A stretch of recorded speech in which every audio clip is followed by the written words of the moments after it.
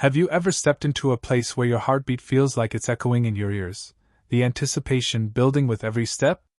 Imagine a dark, eerie space where every turn promises a jump scare, but what if the real terror isn't part of the show? What if it's something far more sinister, lurking just beneath the surface? Welcome to a story that will make you question the safety of haunted house attractions forever. Haunted houses are meant to push our fears to the edge in a controlled environment, a thrill that lets us scream, laugh, and walk away unharmed. But what happens when that sense of safety is shattered? When the line between staged fright and real danger blurs beyond recognition? In this exploration, we delve into tales of haunted house experiences that went horribly wrong, where the fear became all too real. These are not just spooky anecdotes. They are unsettling encounters that left lasting marks on those who lived through them. As we peel back the layers of these chilling stories, you may find yourself questioning just how much trust we place in the thin veil separating entertainment from reality. Prepare yourself, because this journey will take you to places where the shadows hold secrets no one was meant to uncover.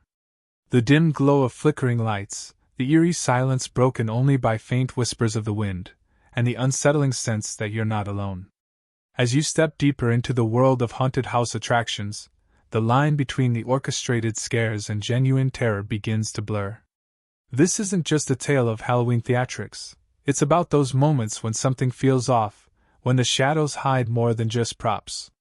Imagine walking into an attraction with your friends, excited for the rush of adrenaline that comes with expertly crafted scares.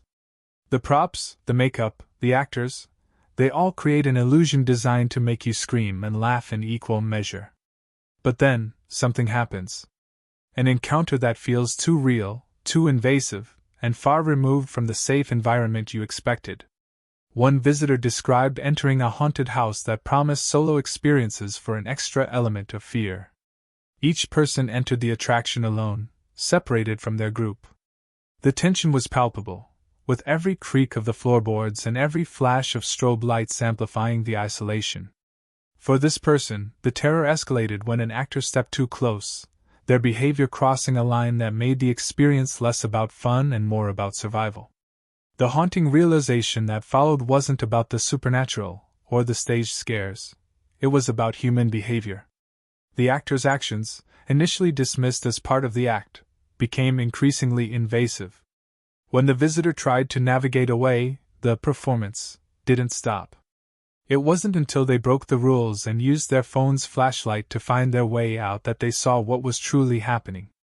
They stumbled into a hidden area, where the sinister truth began to unravel. The unsettling part isn't just the experience itself, it's the lack of oversight, the absence of safeguards to ensure the line between fear and harm is never crossed. These attractions thrive on their ability to make us feel vulnerable, but when that vulnerability is exploited, it turns entertainment into a nightmare. This account raises questions about accountability, about how such scenarios can unfold in spaces meant to be fun.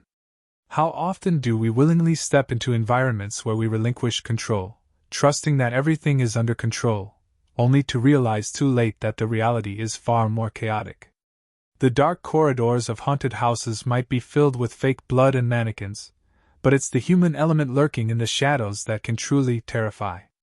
The line between fear and safety in haunted attractions is supposed to be clear, a delicate balance between heart-pounding thrills and the underlying reassurance that it's all just an act.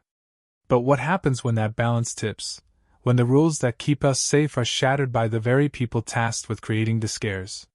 One guest at a haunted attraction described their experience as starting out exactly as they had hoped, the screams of friends echoing through dimly lit hallways, grotesque props creating an atmosphere of dread, and actors popping out at just the right moments to keep everyone on edge. But then came an encounter that turned the excitement into unease. In one room, as strobe lights flickered and eerie music played, a man in a bloodied costume stepped closer than he should have, brushing past in a way that felt far too personal.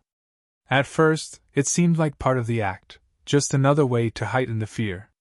But as the guests moved deeper into the attraction, the same actor appeared again, this time blocking their path.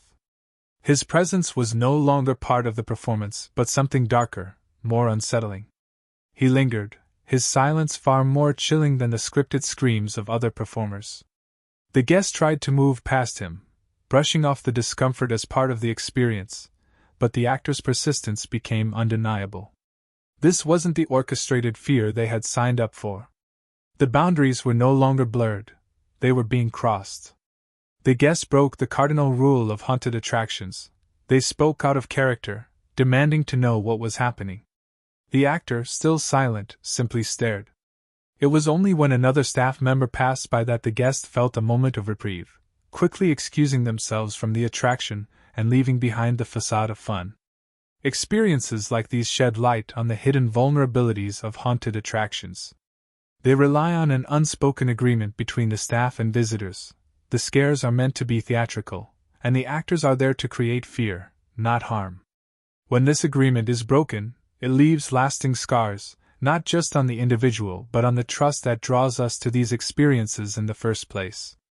The guests later learned they were not alone in their discomfort. Others had similar stories of actors stepping out of bounds, leaving an unsettling shadow over what should have been a night of harmless fun. This begs the question, how can we ensure these attractions remain a space where fear is manufactured, not exploited? How do we protect ourselves when the line between fiction and reality is manipulated by those in control? The allure of haunted attractions lies in the thrill of the unknown, the adrenaline rush of stepping into a world designed to terrify, knowing you're ultimately safe. But when that trust is shaken, the experience transforms into something far more sinister. For one visitor, the chilling atmosphere of a haunted maze quickly became a waking nightmare. At first, everything seemed normal. Eerie sound effects echoed through the cornfield, actors in grotesque costumes jumped out from hidden corners, and the fog added an otherworldly glow to the scene. It was everything they had expected and more, until they reached a particular section of the maze. Standing tied to a wooden post as part of the attractions, damsel in distress theme, the visitor played their role, screaming for help as guests passed by. The screams were meant to be part of the act, a playful performance designed to enhance the scare factor. But when two men emerged from the maze's shadows and broke character entirely, the visitors' pleas for help took on a desperate tone. At first, the two men stared silently, their masks obscuring their faces. When they began speaking in a foreign language and laughing, the visitors' unease grew. One of the men retreated, seemingly keeping watch, while the other stepped closer, violating the unspoken boundaries of the attraction. The visitor screamed louder, breaking their scripted role, shouting for help in earnest. A supervisor eventually arrived, but by then, the men had disappeared back into the maze. The visitor, shaken and furious, was untied and escorted out. What should have been a controlled environment of playful scares had become an experience of real fear and vulnerability. The situation didn't end there. On the way home, the visitor realized a white car was following them. Every turn, every detour, the vehicle stayed close. Panic set in as the visitor drove aimlessly, trying to lose their pursuer. Finally, they decided to head to the nearest police station. As they pulled into the precinct's parking lot, the car sped away, leaving them shaken but safe. Incidents like this highlight the dark side of attractions meant to provide harmless scares. They expose the vulnerabilities of both the staff and guests when boundaries are crossed, and the environment becomes unpredictable. Haunted houses and mazes are meant to be thrilling, but they also rely on trust that the fear remains scripted, and that visitors are not truly at risk. When that trust is broken, the experience becomes something far more haunting than anyone ever bargained for. The eerie charm of haunted attractions often blurs the line between the real and the fictional, drawing thrill-seekers into a world where they willingly surrender to fear. But sometimes, what starts as a harmless adventure transforms into a deeply unsettling encounter, leaving visitors questioning what was real and what was imagined. One such tale begins with a group of friends, eager to brave a renowned haunted house known for its immersive and intense experiences. The group arrived excited, their chatter laced with nervous anticipation. As they stepped into the attraction, they were immediately engulfed by dim lighting, chilling sound effects, and elaborate props that turned every corner into a nightmare. The actors, clad in grotesque costumes, played their roles with unnerving precision, lunging and screaming to elicit gasps and shrieks. For one visitor, however, the scares started to feel personal. A particular actor, dressed in a blood-soaked suit and wielding a fake axe, seemed to focus on them, stepping uncomfortably close and locking eyes in a way that felt almost predatory. At first, they assumed it was part of the act, but as the encounter dragged on, their unease grew. The actor didn't follow the typical pattern of delivering a quick scare and moving on. Instead, they lingered, circling the visitor and whispering indistinguishable phrases. The group continued through the haunted house, but the visitor couldn't shake the feeling of being watched. In one dimly lit corridor, they turned to find the same actor standing silently in the shadows, their unsettling gaze fixed directly on them. The intensity of the moment caused the visitor to panic, their heart racing as they tried to convince themselves it was all part of the performance.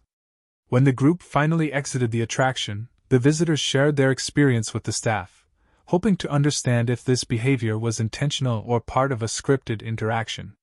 The staff seemed genuinely concerned, insisting that the actors were instructed to avoid prolonged contact with any guest. Their concern deepened when they realized the description of the actor didn't match anyone employed at the haunted house. The visitors' friends initially dismissed their fears as paranoia, a natural response to the overwhelming environment. But as the story unfolded, the unsettling possibility arose. What if this individual wasn't part of the staff at all? What if they had infiltrated the haunted house, using the chaotic environment as cover for their own twisted intentions? This chilling possibility serves as a reminder that even in carefully controlled environments, the unpredictable nature of human behavior can turn fiction into reality. What should have been a night of harmless fun left the visitor with lingering questions and a fear that extended far beyond the walls of the haunted house. The allure of haunted houses lies in their ability to immerse visitors in a world of fear, where every shadow, sound, and sudden movement is designed to keep them on edge. But sometimes, the fear transcends the confines of the attraction, leaving an indelible mark on those who dare to enter. One visitor, drawn to the thrill of a haunted house notorious for its extreme realism, found themselves facing an experience that went far beyond what they had anticipated. The attraction boasted an intense, solitary walkthrough format, amplifying the feeling of isolation and vulnerability. As they stepped into the maze of dimly lit hallways and elaborately designed rooms, the air grew heavy with anticipation. From the outset, the visitor was bombarded with sensory overload, flickering lights, sudden bursts of sound, and actors who seemed to emerge from nowhere. The scares came relentlessly, each one more unexpected than the last. But amidst the chaos, one particular moment stood out, a figure in a tattered costume standing motionless in the corner of a dimly lit room. Unlike the other actors who lunged or screamed, this figure simply stared, their presence unnerving in its silence. The visitor tried to move past the figure, expecting it to spring into action. But instead of staying in the corner, the figure began to follow, maintaining a measured distance. What initially seemed like part of the act soon felt disturbingly personal. The visitors' pulse quickened as they quickened their pace, only to find the figure mirroring their movements. It wasn't until they turned a corner and lost sight of the figure that they felt a momentary relief, though the lingering sensation of being watched remained. As they navigated through the attraction, the visitor began to notice something even more unsettling.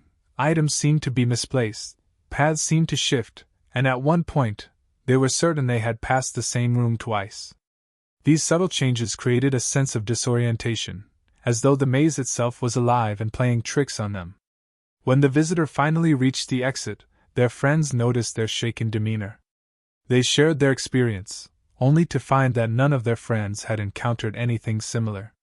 The figure they described didn't match the description of any of the other actors, and the rearranged rooms sounded unlike the carefully planned layout the others had experienced.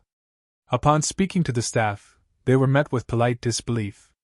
The haunted house was meticulously designed, and such anomalies seemed impossible.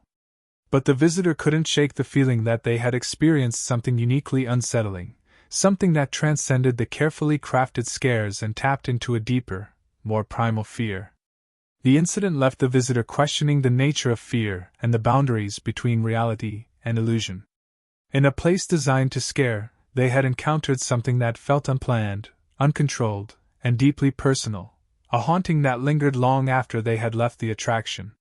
The stories of haunted attractions often include whispers of eerie coincidences or strange events. But what happens when the horror crosses into a realm beyond performance?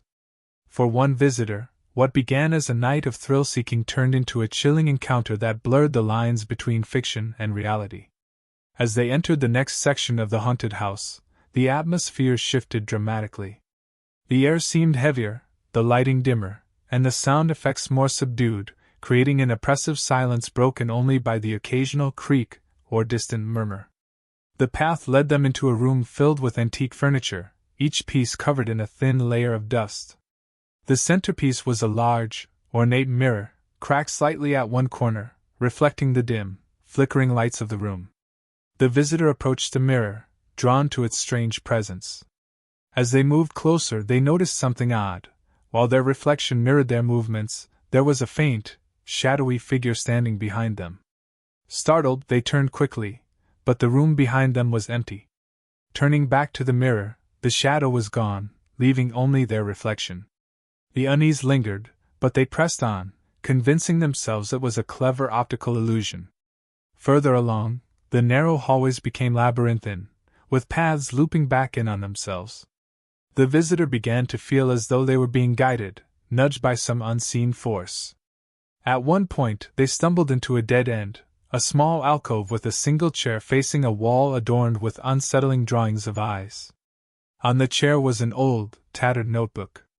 Curiosity got the better of them, and they flipped through its pages, revealing sketches and fragmented sentences. One phrase stood out, written over and over. "You are not alone." The sudden sound of footsteps behind them made their blood run cold. Spinning around, they were confronted by an actor dressed as a menacing figure. But instead of lunging or screaming as the other performers had, this one simply stared, their head tilted slightly, as if examining them. The visitor tried to move past, but the actor stepped sideways, blocking the path. The unnerving standoff lasted several seconds before the actor finally stepped aside, allowing them to pass without a word. The encounter left the visitor deeply unsettled, and as they exited the haunted house, they couldn't shake the feeling of being watched. They shared the experience with their friends, only to learn that none of them had encountered the same room, the strange notebook, or the silent figure. Later that night, as they lay in bed replaying the events in their mind, they noticed something odd on their arm. A faint, smudged mark, almost like a handprint, had appeared, though no one had touched them during the experience. The unsettling realization hit them. Perhaps the haunting had followed them out of the attraction. The memory of that night stayed with them, a reminder that sometimes, what begins as a crafted scare can awaken something far more sinister, a force that doesn't simply stay behind when you leave. The mind can play tricks on us, especially in moments of heightened fear. For one visitor to the haunted house attraction, the thin line between perception and reality began to blur in a way they would never forget. As they ventured deeper into the maze of darkened corridors, the air seemed to grow colder. The eerie soundscape, a blend of faint whispers and distant, unsettling hums, wrapped around them like an invisible fog. Every step echoed as if the walls were closing in, amplifying the sound of their own heartbeat. They had been separated from their friends earlier, and the isolation heightened their sense of vulnerability. They came upon a room unlike the others, dimly lit with a faint red glow, giving the impression of an otherworldly ritual chamber. At the center of the room stood a table draped in tattered black cloth, surrounded by unlit candles and strange symbols etched into the floor. As they stepped closer, they felt the undeniable sensation of being watched. Yet, when they turned, the room was empty, save for the flickering shadows cast by the dim light. It was then they noticed the figure standing in the far corner of the room, shrouded in shadow. Unlike the actors they had encountered before, this figure didn't move, didn't lunge, and didn't make a sound. It simply stood there, its face obscured by the darkness. The visitor froze, trying to discern whether this was part of the attraction or something else entirely. Gathering their courage, they whispered, "Hello?" The figure tilted its head slightly, as if acknowledging their presence. Then, in a voice that was barely audible but unmistakably real, it said, "You shouldn't be here." The visitor's breath caught in their throat as the room seemed to grow darker. The figure moved closer, but not with the exaggerated, theatrical gestures of the other actors. Its movements were slow, deliberate, and unnervingly human. Panic surged through them as they backed away, nearly tripping over the symbols etched into the floor. They fumbled for their phone, desperate for light, but their trembling hands made it impossible to unlock the screen. The figure stopped just a few feet away, still shrouded in shadow, before raising a hand and pointing towards the door. The visitor didn't wait to find out what would happen next. They turned and ran, not caring if they broke the rules by sprinting through the haunted house. Every corner, every turn felt endless, as if the attraction was intentionally trapping them. Finally, they stumbled into an emergency exit, the cold night air hitting their face like a lifeline. When they recounted the encounter to their friends, they realized something chilling. None of them had seen or heard about a room like the one they described. The attraction staff dismissed it, claiming there was no actor assigned to that area. But the visitor couldn't shake the memory of the figure, nor the warning. "You shouldn't be here." To this day, they wonder if they crossed paths with something beyond the staged horrors of the haunted house, a presence that wasn't meant to be seen, and one that perhaps wasn't bound to the attraction at all. As the maze of the haunted attraction unraveled before them, the air grew heavier, thick with an oppressive silence that seemed to dampen even the distant screams and laughter from other parts of the house. This silence, unnatural and suffocating, marked the beginning of a sinister experience for one visitor. They stepped into a room unlike any they had encountered before. The walls were draped with faded, dusty sheets that barely concealed large, irregular shapes behind them. The faint light from a single, swaying bulb overhead cast unnerving shadows, exaggerating the dimensions of the objects hidden behind the fabric. Each step they took stirred up a faint, musty odor, as though this part of the house had been forgotten for years. In the middle of the room, there was a mirror, tall, cracked, and streaked with grime. Drawn to it almost involuntarily, they approached, their own distorted reflection staring back at them. But then, a movement, just a flicker, caught their eye. It wasn't their reflection moving. It was something else, something standing just out of frame, visible only in the mirror. Turning quickly, they found nothing behind them. Yet, as they faced the mirror again, the figure was closer this time, a dark silhouette with no discernible features, just an ominous shape that seemed to pulse with a malevolent energy. The visitor's breath quickened as the room seemed to grow darker. The light above flickered erratically, and the faint shadows of the hidden objects behind the sheets seemed to shift. Suddenly, one of the sheets fell, revealing an antique rocking chair that began to sway gently, as though pushed by an invisible hand. The figure in the mirror was now directly behind them, its vague outline taking on sharper edges, revealing clawed hands and glowing, pinprick eyes that bore into their soul. Desperation overtook them as they turned to flee, but the door had vanished. The once familiar exit was now replaced by a solid wall. The mirror, the rocking chair, and the figure were the only constants in the room. A low, guttural voice echoed, not from the figure, but from everywhere at once, saying, "Why did you come here?" Frantic, they pounded on the walls, screaming for help, but the sound seemed absorbed by the oppressive silence. The figure stepped closer, now visible without the mirror. Its movements were jerky and unnatural, like a broken marionette being forced to perform. Just as their terror peaked, the door reappeared. Without hesitation, they darted toward it, throwing it open and stumbling into the next corridor. They didn't stop running until they found an exit, gasping for air and trembling with fear. When they tried to explain what had happened to their friends, no one believed them. The staff claimed the room they described didn't exist. And yet, in the back of their mind, they knew the truth, that whatever they encountered wasn't part of the attraction. Something ancient and malevolent had taken residence in that forgotten corner of the haunted house, waiting for unwelcome guests to stumble into its domain. As the group pressed on deeper into the haunted attraction, the atmosphere shifted again. The air turned damp, carrying the unmistakable scent of mildew and decay. The narrow passageway led to a set of rusted iron gates, partially ajar, creaking softly as if beckoning them to enter. Beyond the gates lay a vast, dimly lit space, resembling an abandoned courtyard cloaked in eerie fog. The sound of dripping water echoed in the distance, and faint, indistinguishable whispers seemed to emanate from the mist itself. They stepped cautiously into the courtyard, their footsteps muffled by the damp, uneven stones beneath them. Shadows danced on the edges of their vision, shapes that seemed alive but disappeared whenever they turned to look directly. In the center of the courtyard stood a dilapidated fountain, its basin cracked and dry.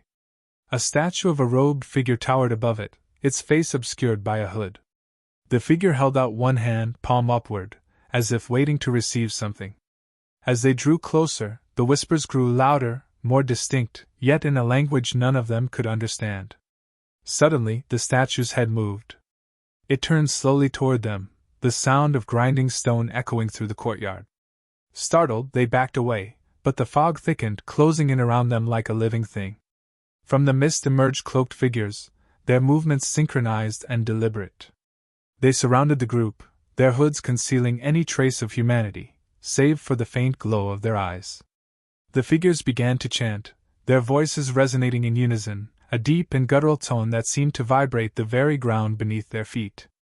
The fountain came to life, black, viscous liquid bubbling up from its depths.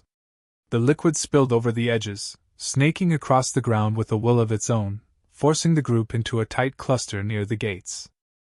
One of the figures stepped forward, raising a skeletal hand and pointing directly at the tallest member of the group.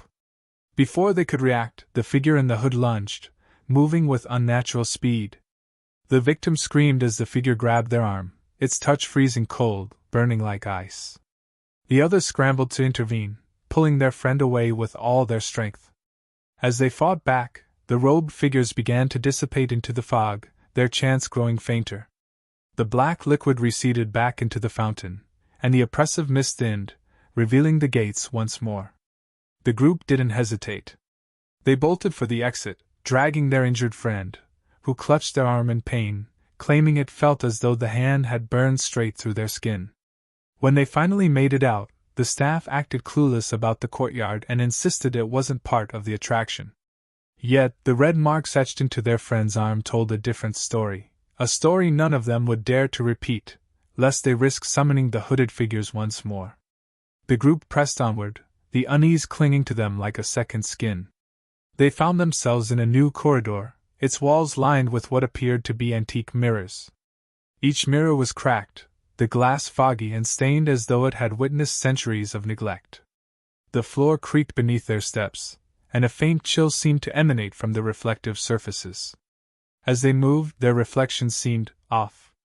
At first, it was subtle, small differences in posture or expression. Then the discrepancies grew bolder. In one mirror, Michael's reflection turned to stare directly at him, even as he kept walking forward. In another, Eddie's reflection lingered behind, watching him with a sinister grin. They stopped, their breath caught in their throats, realizing that every mirror now showed their reflections behaving independently. The whispers began, faint at first, like the murmurs of unseen spectators. Gradually, the voices grew louder, overlapping and incomprehensible, yet each seemed to call to them individually, beckoning them closer. "Come here," one voice cooed, while another hissed. "You can't escape." Matt, trying to ground the group, reached out to touch one of the mirrors. The moment his fingers brushed the glass, the surface rippled like water, and his reflection's hand shot out, grabbing his wrist. He yelped, struggling to pull away as the glass pulled at him, the reflective figure grinning maliciously. The others rushed to his aid, grabbing his arm and pulling with all their strength until he was free. As they stumbled back, the mirror shattered, sending shards cascading to the floor. The sound of breaking glass seemed to trigger something within the hallway. The remaining mirrors began to vibrate violently, cracks spiderwebbing across their surfaces. Reflections screamed silently, their faces twisting in anguish and fury. The group had no choice but to run, the sound of shattering mirrors following them like a wave of chaos. When they finally burst into the next room, they were greeted by an unsettling silence. Their hearts pounded, their breaths coming in gasps. Yet, even as they tried to collect themselves, the fragmented shards of their reflections still lingered in their minds, as if a part of them had been left behind, trapped forever in the glass. The final stretch of their journey began as they entered a dimly lit room, its air thick with an oppressive weight. The walls were adorned with faded photographs, each depicting people frozen in expressions of terror or despair. The faint sound of a music box playing a haunting melody echoed, each note reverberating in their bones. At the center of the room stood an antique rocking chair, creaking slowly back and forth despite the absence of anyone sitting in it. As they approached, the chair stopped abruptly, the silence deafening. One by one, the photographs on the walls began to shift, smiling faces twisting into ghastly masks of fear, as if the room itself was reacting to their presence. The group felt an overwhelming sensation of being watched. They turned to find a figure standing in the corner, its form shrouded in shadow. It didn't move, didn't speak, yet its presence was undeniable. The air grew colder as a low growl emanated from the figure, its dark form inching closer without ever taking a step. Michael mustered the courage to speak, his voice trembling as he demanded, "What do you want?" The figure tilted its head, an unnatural movement that made their stomachs churn. It raised a hand and pointed to the exit, a heavy, ornate door barely visible through the haze. Without hesitation, they bolted toward it, the figure's presence pressing down on them like a vice. The moment they crossed the threshold, the door slammed shut behind them with a thunderous boom. They found themselves outside, gasping for air, the night sky a welcome sight above them. For a moment, none of them spoke. The ordeal had drained them of words. Finally, Eddie broke the silence, his voice quiet but firm. "We made it." But had they? As they walked away from the house, each of them felt a lingering chill, as though a piece of the house had followed them into the night. The rocking chair's creak echoed faintly in their minds, a reminder that some things, once experienced, never truly let you go. Thank you for journeying with me through this chilling tale. Haunted houses may promise thrills and scares, but sometimes the line between entertainment and reality blurs in ways we least expect. If you've ever felt the pull of the unknown or faced your own haunting experiences, share them in the comments below. Stay curious, stay cautious, and remember, some doors are better left unopened. Until next time, stay safe.